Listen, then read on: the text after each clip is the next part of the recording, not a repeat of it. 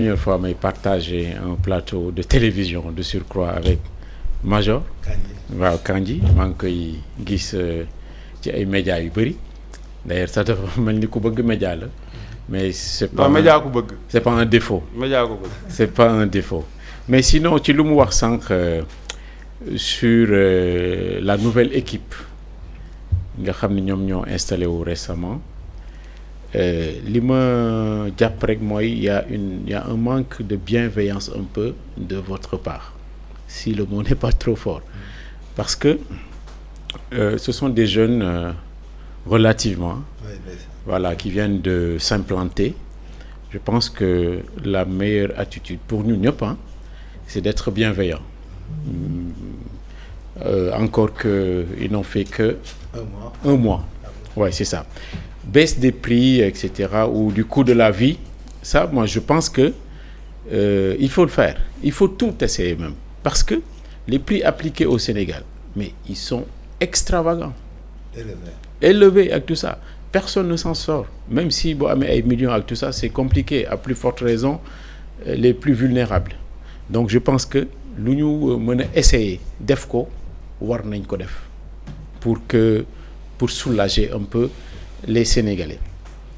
L'autre chose mooy on vous apprécie beaucoup ci say interventions ak tout ça mais amoon na dernièrement durant la phase électorale de la pollution entre guillemets parce que da nga jëloon engagement loolu je sais pas c'était un manque de sensibilité de votre part ou erreur d'appréciation parce que ce neutralité ak ce distance vis-à-vis des événements moo impressionné woon le public ak tout ça boo demee jël une position ak tout ça je sais pas ça ne xaw ma nan en fait la koy waxee mais c'était pas une bonne option. Ouais. Est-ce qu'avec le recul, vous avez un peu analysé ça oui ou non mais en politique, voilà. Michel, il y a le politique et la politique. Ouais. Il y a le politique et la politique. Le politique, c'est le fait de détenir les moyens de coercion légaux. La politique, c'est la manière de convaincre, c'est l'art de convaincre. L'art de convaincre. Et dans la vie, chacun peut avoir des comportements persistants qui n'ont rien à voir avec les principes de droit commun, quoi, c'est-à-dire ce que partage un État normal.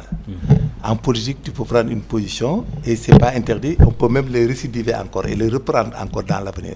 Parce que c'est de la politique. Donc vous aurez à faire le même conseil à ceux qui sont au pouvoir aujourd'hui. Parce que si vous avez parlé de mon comportement de l'époque, vous encore que est-ce que la prochaine fois nous change en vertu de quoi? La politique, c'est une dualité intellectuelle, une dualité philosophique, une mouvance. C'est-à-dire c'est une pensée. C'est comme de la philosophie. C'est comme de la science, c'est dynamique. C'est dynamique. Chacun peut aller avec là où tu es convaincu dans ton cognitif. Donc cette question que vous me posez n'a rien à voir avec le débat qu'on est en train de faire. Ah bon? Non, ça n'a rien à voir. Parce que j'ai le droit. Non, mais je dis pas. Non, je vous explique, monsieur. J'ai le droit de supporter quelqu'un et d'aimer à ce que quelqu'un arrive au pouvoir. Mais là où nous sommes, nous parlons de républicanité, c'est-à-dire nous parlons d'État et des mesures prises par l'État et des fonctionnements de l'État. Donc votre question et votre remarque n'a pas sa place ici et qu'elle est inopportune parce que c'est insensé et illogique. Non, je vous explique, monsieur, vous me laissez parler. C'est insensé et illogique parce que c'est à la limite même une attaque. De dire à un citoyen sénégalais que lorsque des élections, vous avez dit ça, vous avez fait ça, mais monsieur, je suis désolé, c'est imprudent de votre part. Donc vous l'aurez dit à ceux qui sont au pouvoir aujourd'hui. Ils ont dit 1000 fois plus que moi. Vous l'aurez dit à ceux qui sont au pouvoir, mais parce qu'ils ont dit 1000 fois plus que moi. Mais seulement nous avons un engagement politique. Moi, un engagement politique. Oui. Si tu es médecin, si tu fais la politique, ça n'a rien à voir avec la médecine.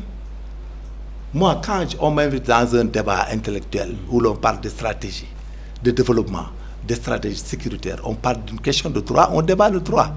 Mais ça n'a rien à voir avec mes sentiments. Je supporte quelqu'un et je les supporte avec responsabilité. Non, je peux rebondir un peu. Waouh, rebondissez. Mais non. En fait, c'est une question qui n'est pas saugrenue, mon cher.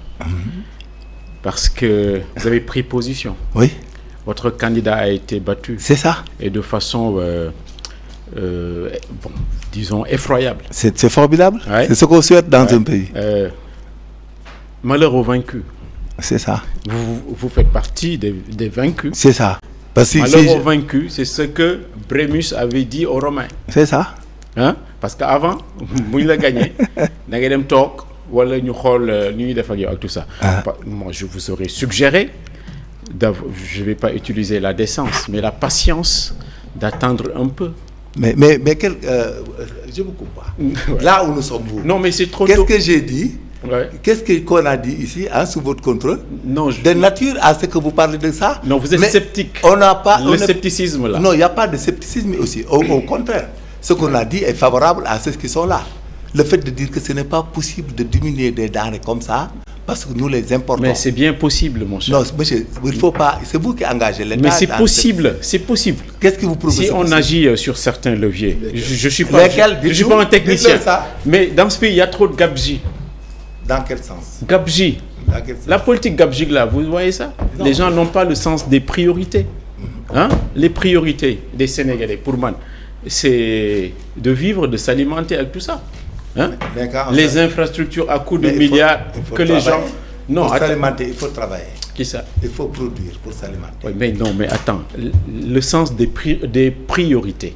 Quand on ouvre ou lance des chantiers à coût de milliards pour mieux surfacturer, tous les chantiers là que vous voyez là, les gens... Mais il faut les prendre. Ils sont enthousiastes en matière d'infrastructure. C'est pour mieux surfacturer. Mais quand on agit sur ces choses-là, on peut rééquilibrer et s'occuper des Sénégalais.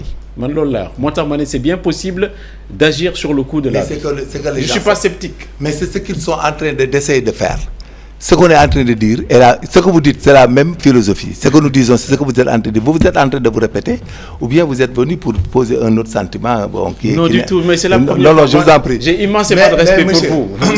Mané Gueye, ce que vous dites là, c'est ce qu'on a dit.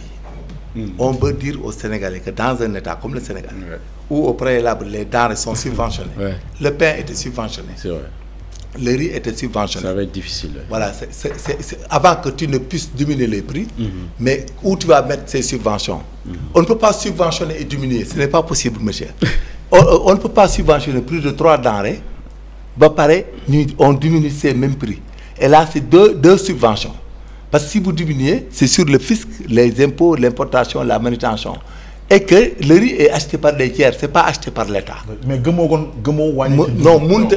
n'avez pas compris. En fait, c'est des mécanismes qu'il faut bien ficeler. Il faut faire doucement, crescendo, jusqu'à ce que la bourse... Comme mercredi, non, subventionner. Ils peuvent subventionner. Mais pour que les Sénégalais sachent que dans un État, on ne peut pas tout diminuer. Le pain est...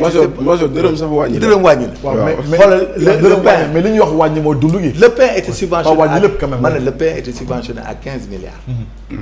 Le riz là, il est subventionné parce que... Entre 2022 non, pratiquement, entre 2022 et 2023, l'État a mis 1600 milliards de subventions. C'est ça.